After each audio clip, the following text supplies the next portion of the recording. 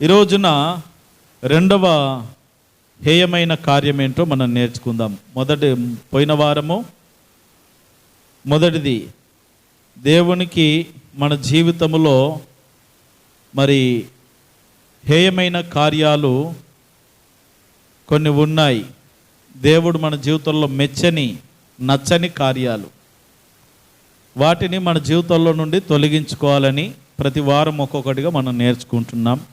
పోయిన వారము మనం నేర్చుకున్న విషయం ఏంటంటే, అహంకార దృష్టి దేవునికి హేయమైనది, అది అసహ్యమైనది, అది మంచి పద్ధతి కాదు. అహంకారముతో మనము ఇతరులను చూడొద్దు. ఇప్పుడు వస్తుంది యవనస్తులకు, నేను పాస్ అయినాను, ఫెయిల్ అయినా. ఇంకో అహంకారం ఏంటో తెలుసా? అరే నేను ఒకటే తప్పినా, నువ్వు 3 తప్పినావు. దీంట్లో కూడా అహంకారమే కదా. కాబట్టి అహంకార దృష్టి మనలో ఉండడానికి వీలు లేదు, అది మంచి పద్ధతి కాదు. దేవుడు మెచ్చాడు.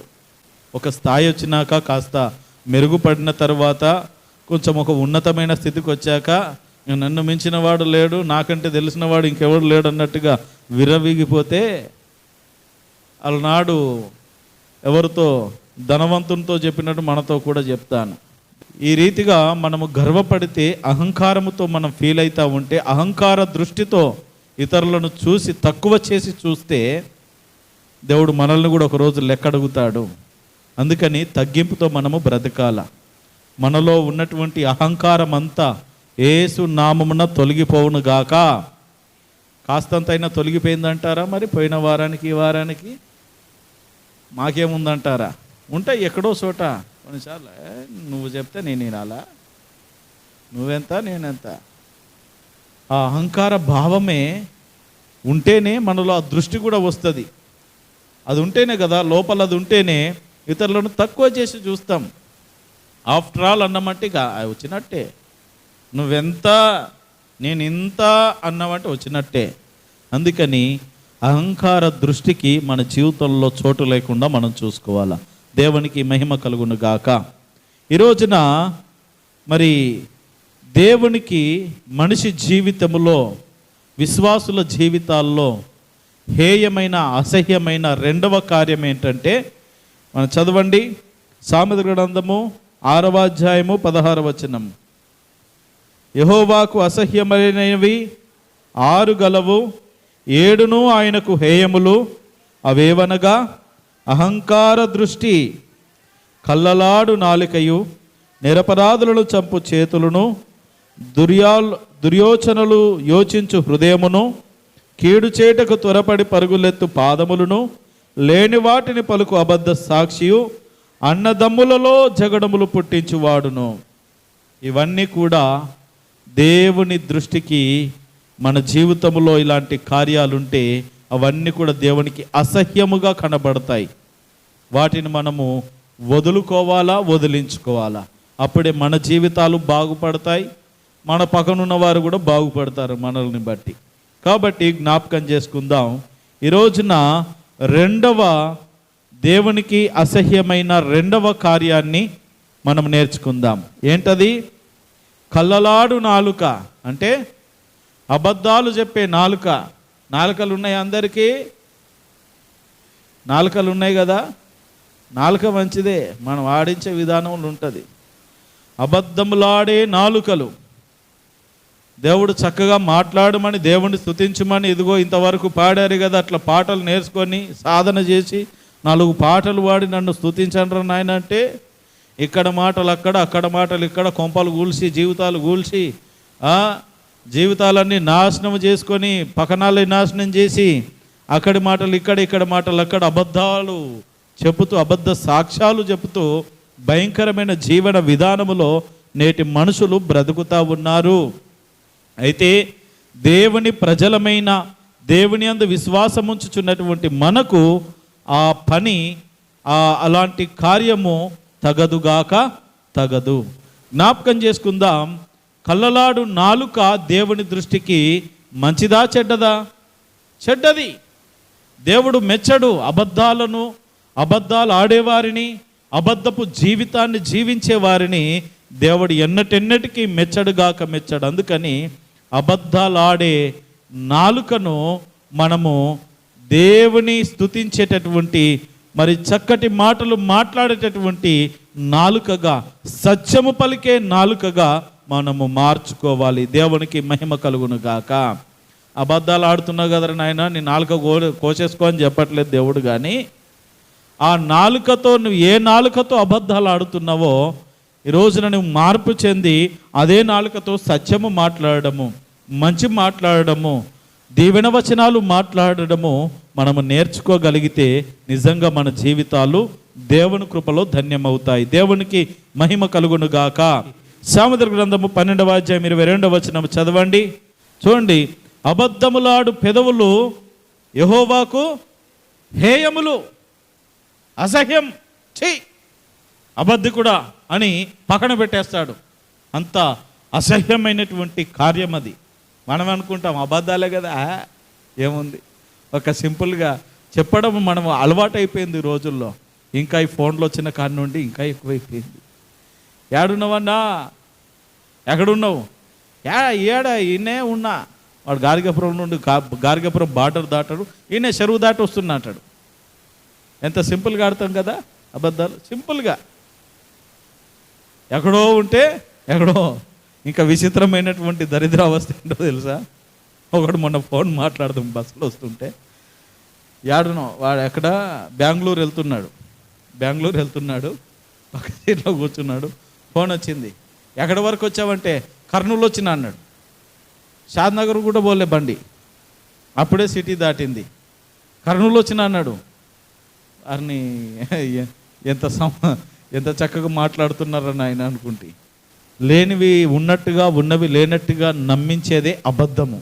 ఆ అబద్ధపు జీవితాలు మనం జీవించకూడదు. ఎందుకంటే మన దేవుడు మార్గము, నేనే సత్యము, నేనే జీవమునై ఉన్నానన్నాడు. ఆయన సత్యవంతుడు గనుక మనము కూడా సత్యముగా బ్రతకడము నేర్చుకోవాలి, సత్యము మాట్లాడడం నేర్చుకోవాలి. తర్వాత చదవండి, ద్వితీయోపదేశకాండం 5వ అధ్యాయం 20వ వచనం. నీ పొరుగువాని మీద అబద్ధ సాక్ష్యము పలుకకూడదు. ఇది చాలా భయంకరమైనటువంటి పాపము, జాగ్రత్తగా వినండి. పొరుగువారి మీద అబద్ధ సాక్ష్యము పలుకొద్దు. కొన్నిసార్లు మన మట్టుకు మనము సమర్థించుకుంటాం, మనము తప్పు చేసినా తప్పు చేయనట్టుగా సమర్థించుకుంటాం. పక్కనాడు గురించి అడిగితే మాత్రం వాడు చేయకపోయినా వాడు చేశాడని చెప్పేస్తాం, వాడి మీదకి నెట్టేస్తాం. అబద్ధ సాక్ష్యము బహు భయంకరమైనటువంటి సమస్యను, శిక్షను మన జీవితంలోనికి తీసుకొస్తుందని జ్ఞాపకం చేసుకోవాలి. ఎవరు కూడా పొరుగువాని మీద అబద్ధ సాక్ష్యమును పలుకొద్దు అని దేవుడు ఇక్కడ ఇశ్రాయేలు ప్రజలకు చెప్తున్న సందర్భాన్ని మనం ఇక్కడ చూస్తూ ఉన్నాం. అబద్ధపు సాక్ష్యము, అబద్ధపు బ్రతుకులు మనలో ఉండడానికి వీలు లేదు. ఎందుకంటే ఆ కళ్ళలాడే నాలుక దేవునికి అసహ్యమైనదని జ్ఞాపకం చేసుకోవాలి. తర్వాత చదవండి, 5వ కీర్తన 6వ చరణం.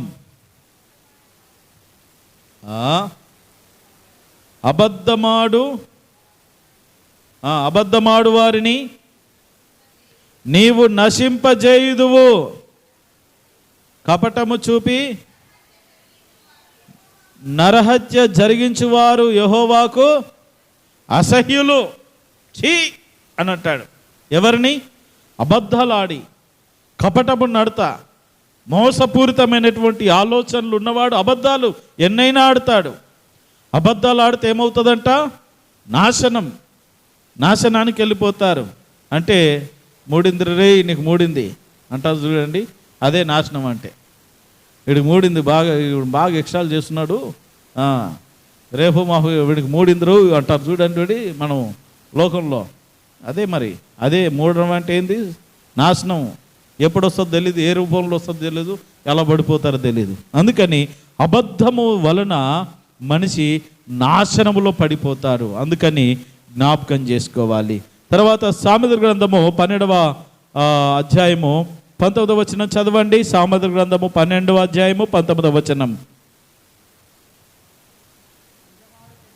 నిజమాడు పెదవులు నిత్యము స్థిరమై ఉంటాయి, అబద్ధమాడు నాలుక క్షణం మాత్రమే ఉంటుంది, ఎప్పుడు నాలుక కట్ అవుతుందో తెలీదు. అంటే నిజంగా కట్ అవుతుందని కాదు, కానీ దేవుడు తలుచుకుంటే ఎంతసేపు. ఈ రోజున జ్ఞాపకం చేసుకుందాం, ఎన్నో భయంకరమైన మాయ రోగాలు వస్తున్నాయి ఈ రోజుల్లో. టెక్నాలజీ పెరిగితే టెక్నాలజీ ద్వారా ఉన్న రోగాలు పోవాలి, కానీ లేని రోగాలు ఎందుకు వస్తున్నాయి ఆలోచించారా? లేని రోగాలు ఎందుకు వస్తూ ఉన్నాయి? మనం ఎన్ని రకాలుగా తప్పించుకుందామని చూసినా కొన్ని ఏ రీతిగానూ తప్పించుకోలేము. ఎందుకంటే దైవ దృష్టిలో మనం దీవించబడాలి తప్ప శాపానికి గురి కాకూడదు, నాశనానికి జోగకూడదు. అందుకని జ్ఞాపకం చేసుకుందాం. మరి నిజమైనటువంటి జీవితాన్ని, నిజం పలికేటటువంటి వారిని దేవుడు స్థిరపరుస్తాడు. అబద్ధాలు మాట్లాడితే ఏమైపోతుంది? వారి జీవితాలు నాశనానికి వెళ్ళిపోతాయి. అది క్షణం మాత్రమే ఉంటుంది వారి బ్రతుకులు. అదేనా సామెతల గ్రంథం 12:19 చదివింది. నిత్యము స్థిరమై ఉండును. నిజం మాట్లాడితే పెదవులు నిత్యం స్థిరంగా ఉంటాయి, కలకాలము. సచ్చేంత వరకు మాట్లాడతారు, స్పష్టంగా మాటలు వస్తాయి. అబద్ధాలు ఆడి అన్నామంటే మధ్యలోనే ఇక సైగలే బువ్వా అంటే ఏంది, ఇంట్లో ఉన్న భార్య పిల్లలు ఏంది అర్థమైతలే, ఆకలి అవుతుందే, దుంపదే ఇంత బువ్వ పెట్టు అని వాడు అంటాడు. మీరు మాటలు అర్థం కావు కదా. అటు ఎండాలా, అనుభవించాలా జీవితాంతం. అందుకని అలాగున అబద్ధాలు ఆడితే ప్రేమణ దోంబిడ్లారా, అది క్షణం మాత్రమే. ఆ బ్రతుకులు బాగుపడవు. అందుకని జ్ఞాపకం చేసుకోవాలా, అబద్ధాలకు దూరంగా ఉండాలి. అబద్ధములాడు నాలుక క్షణం మాత్రమే ఉండును. ఎప్పుడు మాట అయిపోతుందో తెలీదు, ఎప్పుడు నరం కట్ అవుతుందో తెలీదు, ఉన్నట్టుండి అయిపోతారు. అందుకని యవన బిడ్డలారా జాగ్రత్త. రైట్, నెక్స్ట్ సామెతల గ్రంథం 21వ అధ్యాయము 6వ వచనం చదవండి. సామెతల గ్రంథం 21వ అధ్యాయం 6వ వచనం.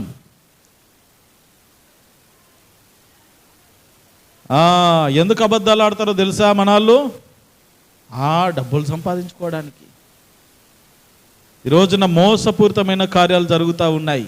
మీరందరూ ఫోన్లలో నొక్కుతూ ఉంటారు.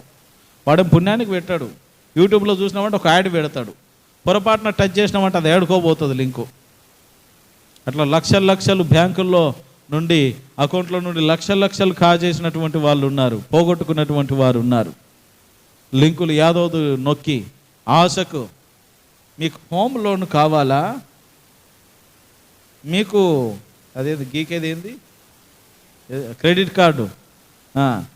కార్డు కావాలా, ముఖానికి దాంట్లో 5,000 బ్యాంకు బ్యాలెన్స్ ఉండదు, వీడు క్రెడిట్ కార్డు కావాలండి, ఏం చేయాలో దానికి? ఏం లేదు సార్ అని వాళ్ళు కొంచెం ప్రాసెస్ చెప్తారు, తెచ్చుకుంటారు, అయిపోయా. ఈ రీతిగా డబ్బులు సంపాదించడానికి మనుషులు ఈ రోజుల్లో మాయోపాయములు చేసి ఎలాగైనా డబ్బులు సంపాదించాలని ఇంట్లో పిల్లలతో సహా, ఎందుకురా డబ్బులు, ఎగ్జామ్ ఫీజు అడుగుతున్నాడు సారు, వాళ్ళు 100 అడిగితే వీళ్ళు 200 దొబ్బకపోతారు. అర్థమవుతుందా? యాడికి కాలేజీకి పోతున్నా, ఛార్జీకి కావాలా, బస్ పాస్కి కావాలా అని కొంతమంది భలే ఉంటారు. నెలకు ఒకసారి బస్ పాస్ కడితే వీళ్ళు నెలకు 2 సార్లు బస్ పాస్ కట్టిస్తాడు. అర్థమవుతుందా? కొంతమంది ఉన్నారు తెలిసిన వాళ్ళకి చదువు రాదు, ఏదో అర్జెంటుగా పోతూ ఉంటే నాకు డబ్బులు కావాలా ఈరోజు, ఎందుకు బస్ పాస్ అయిపోయింది ఏంటంటే చేతిలో పెట్టి వెళ్ళేవాళ్ళు. ఈడేళ్ళకి వెళ్తాడు, కాలేజీకి వెళ్ళాడు, చక్క సినిమా హాల్లోకి వెళ్ళి వీటితో పాటు 10 మందికి సినిమా చూపిస్తాడు. మరి ఆ 10 మందిని ఒకసారి కూడా దేవుడి మందిరానికి పంపించాడు. పట్టుకరాడు, వీడు రాడు, వాడు వన్ పట్టుకరాడు. ఎంత మంచి జ్ఞానవంతులు ఉన్నారో జ్ఞాపకం చేసుకుందాం. అబద్ధములాడి ధనము సంపాదించే వాళ్ళు ఉన్నారు. వాళ్ళు లాభం సంపాదించడానికి అబద్ధాలాడి సాకులు చెప్తూ ఆయా మాటలు, మాయ మాటలు, మోసం మాటలు చెప్పి చాలామంది కుటుంబాలను, జీవితాలను నాశనం చేస్తూ ఉన్నారు. కాబట్టి అబద్ధాలు చాలా ప్రమాదకరమైనవి. అబద్ధపు బ్రతుకులు మనకొద్దు. నెక్స్ట్ ఇర్మియా గ్రంథము 9వ అధ్యాయము 5వ వచనం చదవండి. ఇర్మీయా గ్రంథం 9వ అధ్యాయం 5వ వచనం. ఈ అబద్ధాలు అభ్యాసం చేసే వాళ్ళు ఉంటారు. సత్యము పలకక ప్రతివాడును తన పొరుగువానిని వంచించును. అబద్ధములాడుట తమ నాలుకలకు అభ్యాసం చేస్తున్నారంట. ఏం చేస్తున్నారు? అభ్యాసం అంటే ఏంది? ట్రైనింగ్ చేస్తున్నారు. ట్రైనింగ్ ఎలా అబద్ధాలు ఆడాలి, ఒక కోర్సు. అబద్ధాలు ఎలా ఆడాలి, ఎలా అబద్ధము చెప్పాలి, కోర్స్. అట్లా కొంతమంది అబద్ధాలని, కొంతమందిని చూడండి, అందుకే పెద్దలు అంటారు అబద్ధం ఆడినా అతికినట్టుంటారు. కొంతమందికి అబద్ధాలు ఆడడం కూడా చేత కాదు. అంటే ఆడాలనుకుంటారు, ఏదో చెప్పి తప్పించుకోవాలనుకుంటారు, కానీ అది కూడా చేత కాదు. నిజంగా కాస్త తల్లిదండ్రుల మంచి పెంపకంలో పెరిగినటువంటి పిల్లలకు అది చేత కాదు. తల్లిదండ్రులు వారిని ఆ రీతిగా పెంచరు. ఏదో చిన్న చిన్న పొరపాట్లు చేస్తూ ఉంటారు, కొన్నిసార్లు అనుకోకుండా వస్తుంటాయి, అది వేరు పరిస్థితి. కానీ కొంతమంది అభ్యాసం ఏదేది ట్రైనింగ్ చేసినట్టుగా అభ్యాసం చేస్తూ ఉంటారండి. ఇదేదో ట్రైనింగ్ అయినట్టుగా అభ్యాసం చేసి మొత్తం మీద ఆ అబద్ధాలతోనే బ్రతుకుతారు జీవితాంతం. అబద్ధము బ్రతుకు, అబద్ధము జీవితం. ఒక దగ్గరికి వెళ్తామంటారు, ఒక దగ్గరికి చేరుతారు, ఒకటి చేస్తామంటారు, ఇంకోటి చేస్తారు. ఇలాంటి అబద్ధపు బ్రతుకులు బ్రతుకుతారు. కాబట్టి అలాంటి బ్రతుకులు దేవుడు ఇష్టపడడు గనుక మనం వాటిని విడిచిపెట్టాలి. మరొక వాక్యం చదవండి చివరిగా. 13వ అదే ఇర్మీయా గ్రంథం 13వ అధ్యాయము 25వ వచనం చదవండి ఫాస్ట్గా.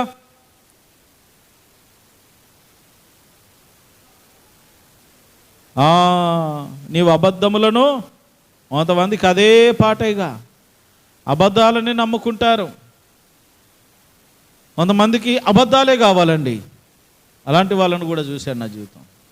కొంతమందికి నిజం చెప్పేటోడు అంటే, అబద్ధాలు చెప్పేటోడు అంటే చెవు కొరికినట్టు ఉంటుంది వానికి. చెప్పు, ఒకటి మీద ఒకటి చెప్తా ఉంటాడు. అలాగా అలాగా అలాగా. అబద్ధాలు నమ్ముకోకూడదు. అబద్ధాలను నమ్ముకొని బ్రతికే వాళ్ళు కూడా ఉన్నారు.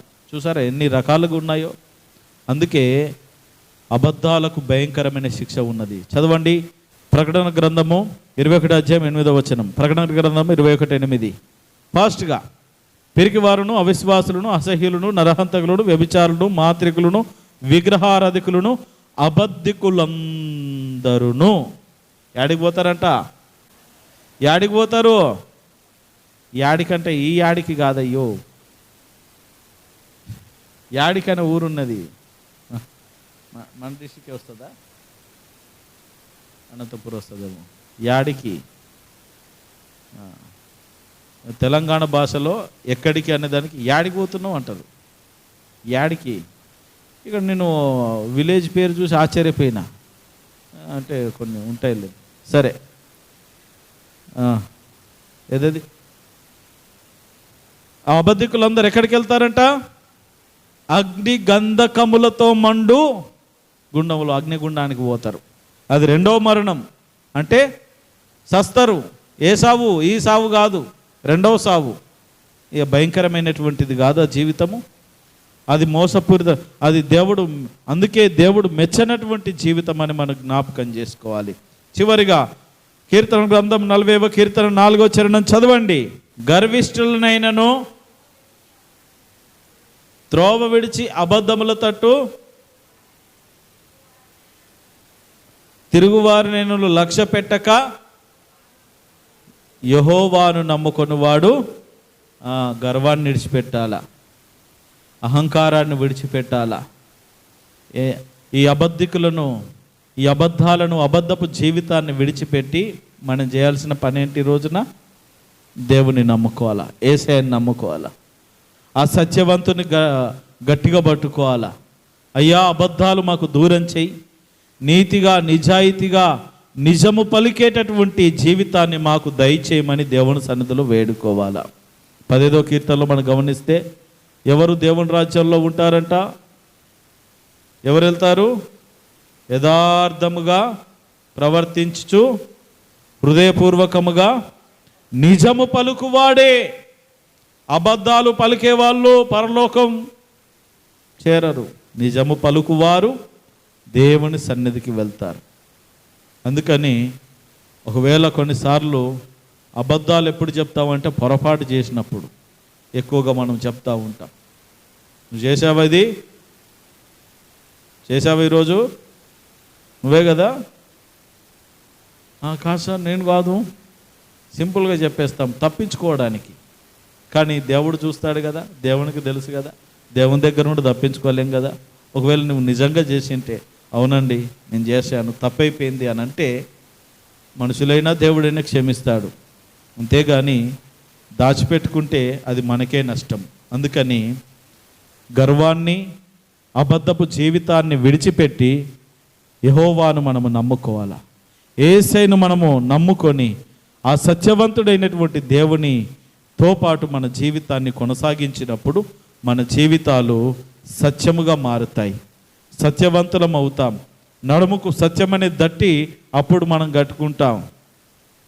ఆ పాత జీవితాన్ని, అబద్ధపు జీవితాన్ని తీసివేసుకోకుండా దేవా నాకు సత్యమను దట్టి ఇయ్యు, సత్యమను బెల్ట్ ఇయ్యు అని అంటే ఆడికెళ్ళిస్తాడు. కాబట్టి సత్యముగా బ్రతుకుదాం, సత్యముతో జీవించుదాం. ప్రతివాడు తన పొరుగువానితో సత్యమే పలకవలెను అని వాక్యం ఉన్నది. సత్యమే పలకాలి, అబద్ధాలు చెప్పొద్దు. అబద్ధాలు బ్రతుకులు మనలో వద్దు, మనకు వద్దు. దేవుడు మెచ్చడది. అందుకని కళ్ళలాడు నాలుక నీలో ఉన్నదేమో చూసుకో, అబద్ధపు బ్రతుకు నీలో ఉన్నదేమో చూసుకో. అబద్ధపు మాటలు మాట్లాడి నీవు మోసం చేసుకొని నీ కుటుంబాన్ని, ఇతరులను మోసం చేస్తున్నావేమో జాగ్రత్త. ఇకనైనా ఆ అబద్ధపు బ్రతుకును, అబద్ధపు మాటలను విడిచిపెట్టి నీ జీవితంలో నీవు ఎవరితో మాట్లాడినా సత్యమే పలకడము నువ్వు నేర్చుకో. ఆ సత్యము నిన్ను స్వతంత్రులుగా చేసి దేవుని రాజ్యాన్ని స్వతంత్రించుకునే మహా గొప్ప కృపనిస్తుంది. అట్టి సత్యమైనటువంటి జీవితాన్ని దేవుడు మీకెల్లరికి అనుగ్రహించి నడిపించును గాక. ఆమేన్.